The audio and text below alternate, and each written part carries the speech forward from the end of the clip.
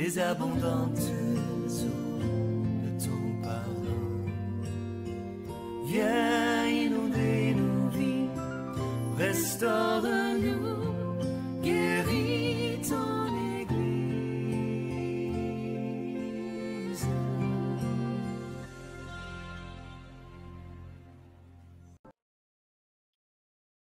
Le sixième jour, Dieu dira, encore une fois de plus, à la terre de produire des animaux, d'autres animaux, parmi lesquels il y aura, n'est-ce pas, du bétail.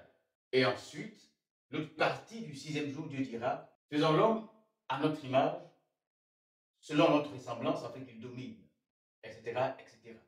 Donc, concernant les animaux, il y aura donc le cinquième jour, d'abord les eaux qui ont produit le premier groupe d'animaux, parmi lesquels les oiseaux. Et nous disons que cela se produira dans une période de 1000 ans. Alors, le sixième jour, dans le millénaire qui va suivre, Dieu dira, cette fois-ci, à la terre de produire d'autres animaux parmi lesquels du bétail. Et la seconde partie de ce sixième jour, Dieu prendra la poussière pour faire l'homme à son image, selon sa semblance, afin qu'il domine. Donc, voici la différence entre ce que la Bible dit et ce que les scientifiques soutiennent. C'est vrai que leur père, Charles Darwin, qui était pasteur, va conclure la chaîne de création des êtres humains au bout par l'homme, selon lui qui sera précédé par les primates, dont les singes. Mais c'est parce que la Bible dit, il est pasteur chrétien.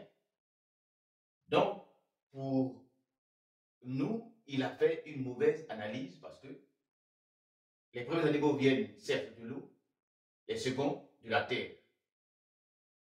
C'est vrai que les seconds sont par rapport au temps plus proche de l'homme, c'est-à-dire il y a une proximité entre les deuxième groupe d'animaux, ce qui va tromper les scientifiques, et les hommes, dans le sens où ils seront plus proches dans le temps, parce que ces animaux-là seront faits dans le même jour, dans le même millénaire que l'homme, donc plus proche que l'homme.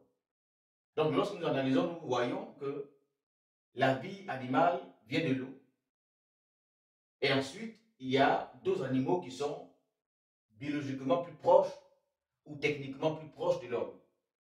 D'abord, ils sont proches de l'homme par rapport au temps, car c'est le même sixième jour qu'ils seront faits, mais ils seront également quelque part biologiquement plus proches de l'homme dans le sens où ils seront faits par la poussière de la terre, selon que Dieu dira au verset 24 que la terre produit des animaux. Et après d'avoir créé ces animaux-là, même sixième jour-là, Dieu prendra cette même source à travers laquelle les animaux, le deuxième groupe d'animaux ont été créés pour créer également l'homme. Donc, lorsque on analyse dans le temps et biologiquement parlant, nous allons retrouver bien entendu des éléments similaires qui sont dans un certain nombre d'animaux et l'homme. Cela ne donne pas l'explication que les hommes viennent des animaux. Nous précisons que celui qui a fait cette thèse ou qui a fait cette hypothèse est un pasteur qui lit la Bible et il a vu ces choses-là. Mais seulement il n'a pas fait attention. Ou même il a voulu apporter une singularité et des éléments personnels qui a mené, n'est-ce pas, à être un précurseur dans le monde biologique. Mais c'est un pasteur, il a regardé la Bible, mais il n'a pas dit exactement ce que la Bible dit. Pour nous, certes, nous croyons qu'il y a eu 8 évolutions, mais nous ne disons pas que les hommes viennent des animaux qui ont été faits le cinquième jour, produits par les eaux, pour s'achever après par les hommes à travers les primates. Nous ne l'avons jamais dit. Nous contestons ces choses-là Parce que la Bible ne le dit pas, n'est-ce pas? La Bible dit clairement autre chose. La Bible est claire là-dessus. Et nous voulons nous limiter aux choses que la Bible dit. Alléluia.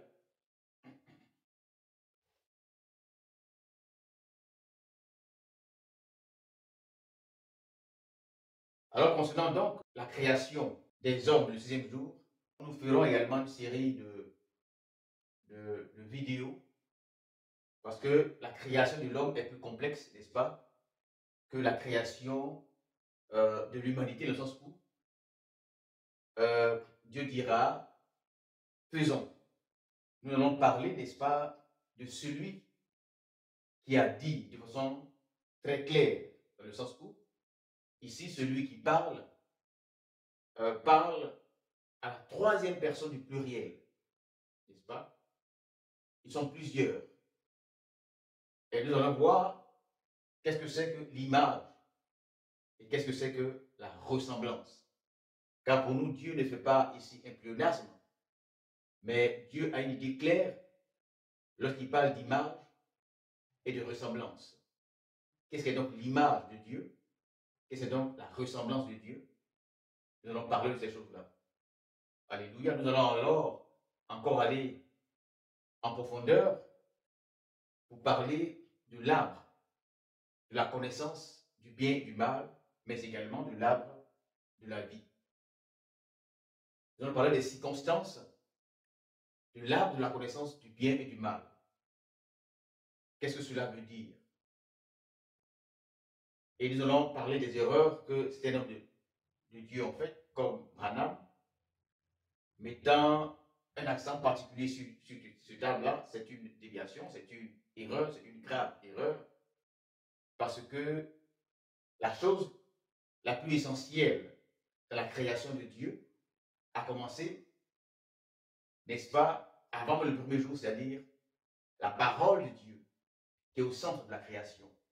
Depuis le premier jour, le deuxième jour, le troisième jour, le quatrième jour, le cinquième jour et le sixième jour, n'est-ce pas? Et il n'y a pas une autre chose qui va venir prendre la priorité, la primauté sur la parole de Dieu.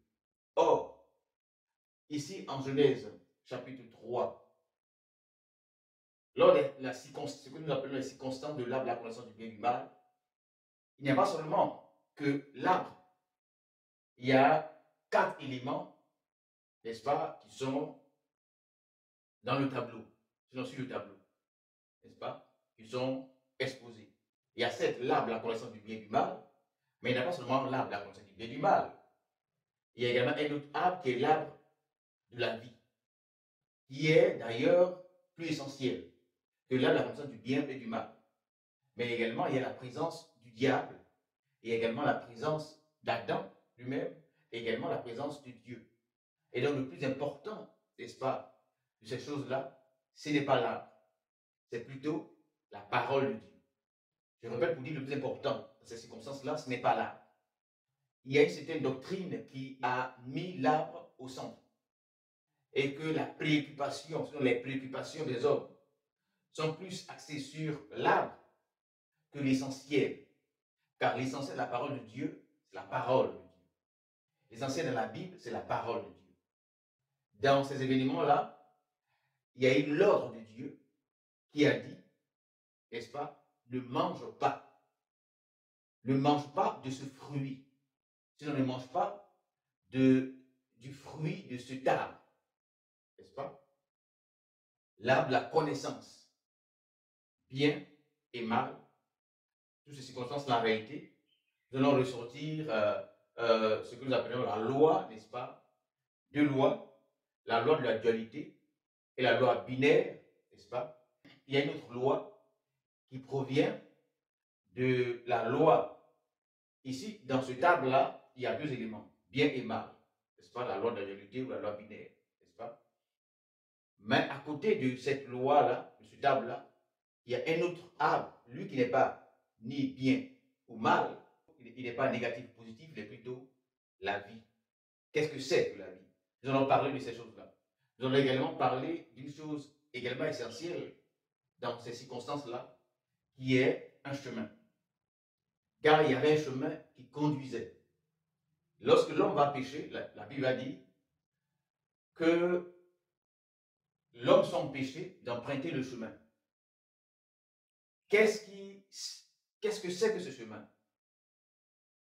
Pourquoi est-ce que l'homme sera empêché d'emprunter ce chemin? Si l'homme n'empruntait pas ce chemin-là, l'homme allait aboutir à quoi? Donc, l'homme allait aboutir où? Parce qu'un chemin conduit, n'est-ce pas, quelque part. Alléluia. Un chemin conduit forcément quelque part. Le Seigneur a pu dire, je suis le chemin, la vérité et la vie. Nul ne vient. Il faut rappeler que dans le livre d'Apocalypse, il est parlé également de l'arbre de la vie qui se trouve, n'est-ce pas, dans le jardin des dieux. Et cet arbre-là, de la vie, cette fois-ci, la Bible va présenter exactement le lieu où se trouve. Il se trouvera dans le paradis de Dieu. Est-ce que l'arbre de la vie dans le paradis de Dieu est l'arbre de la vie dans le jardin d'Éden? Nous allons parler de ces choses-là. Nous voulons souligner que nous avons besoin, n'est-ce pas, de soutien, nous avons besoin d'aide, surtout que nous avons écrit sur ces choses-là. Concernant le jardin d'Éden, nous avons écrit sur le mystère d'Éden. Nous avons écrit également un deuxième livre, un manuscrit, je dirais, sur l'énigme, n'est-ce pas, du jardin, ou également le visage de Dieu dans le jardin, car pour nous, nous pouvons percevoir le visage de Dieu dans le jardin d'Éden.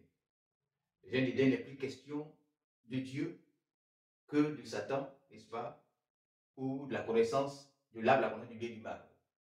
Et nous avons parlé, n'est-ce pas, de arrêter l'image et la ressemblance font allusion à la forme et au fond, n'est-ce pas?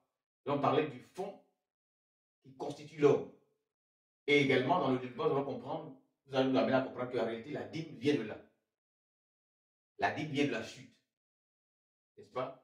Pourquoi pas 1%, 2%, 5%, 6%, 7%, 9%?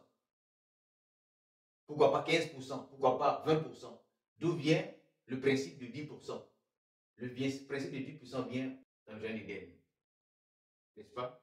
Et nous allons nous expliquer, afin de comprendre que la dîme n'est pas forcément liée à l'argent. Même si nous occultons cet élément de la Genèse, parce que la dîme vient de la Genèse, n'est-ce pas? Il faut avoir la compréhension des choses de Dieu. Si nous voulons occulter, n'est-ce pas, cet élément de la Genèse parlant de la dîme, même si nous allons dans Malachie, Malachie fait pas allusion à l'argent, mais plutôt à la production. Si vous voulez, à la productivité de l'être humain. Donc, au-delà de la productivité, c'est la capacité de l'être humain. Les moyens qu'a l'être humain à produire. C'est ce qui est essentiel. Et la dîme fait allusion, n'est-ce pas, à la science économique de Dieu, qui parle de productivité et de capacité à produire, et non l'argent. N'est-ce pas? L'argent n'est pas la matière première. La matière première, c'est la capacité qu'a les hommes à produire. L'homme produit de l'argent, n'est-ce pas? L'argent n'est pas la base. Nous parlons, n'est-ce pas, de la science économique de Dieu liée au royaume de Dieu. Dans le royaume de Dieu, l'élément important du capital, ce n'est pas l'argent. Ce sont les moyens, la capacité. L'homme perd sa capacité. Et donc, quand l'homme perd sa capacité, lorsque l'homme a moins de capacité, l'homme est moins capable donc de produire. N'est-ce pas? Pourquoi Dieu ne demande pas les 100% des capacités de l'homme? Pourquoi est-ce que Dieu dit que nous devons aimer Dieu de tout nos cœurs, notre âme, notre esprit, notre force, et Dieu demande 10%? En réalité, Dieu a besoin de l'homme dans son entièreté. Dieu n'a pas besoin de l'homme, esprit, âme, corps dans son entièreté, plus 10% de ce qu'il produit. L'homme, après la chute, n'a plus la capacité de produire à 100%. Parce que bien entendu, l'homme a chuté. Lorsque nous parlons de chuter, c'est perdre de capacité, perdre des moyens, perdre des potentialités. Et nous parlerons également de l'élément des épines et des ronces. La terre te produira des épines et des ronces. Quand Christ meurt, il meurt avec des épines et des ronces sur la tête. Pourquoi sur la tête? C'est une question de capacité. C'est pourquoi aujourd'hui nous avons des lacunes en ce qui concerne la relation avec Dieu. Parce que nous avons un problème, n'est-ce pas, de perception des réalités de Dieu, sinon de compréhension des réalités de Dieu. La Bible dit que la gloire de Dieu est de cacher les choses. Mais celle des rois, que la couronne. Or, nous avons eu une couronne d'épines après la chute. C'est pourquoi Dieu dira que la terre produira des épines.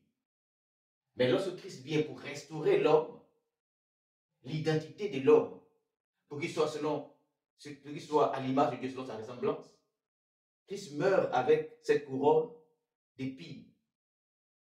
Ce qui poussait l'homme à produire des épines dans sa vie. Nous parlerons de toutes ces choses-là. Alors nous avons besoin de vos soutiens. Nous avons besoin que vous partagez cette vidéo. Nous avons besoin que vous nous contactez. Nous avons besoin que vous nous aidiez, n'est-ce pas, à publier nos écrits.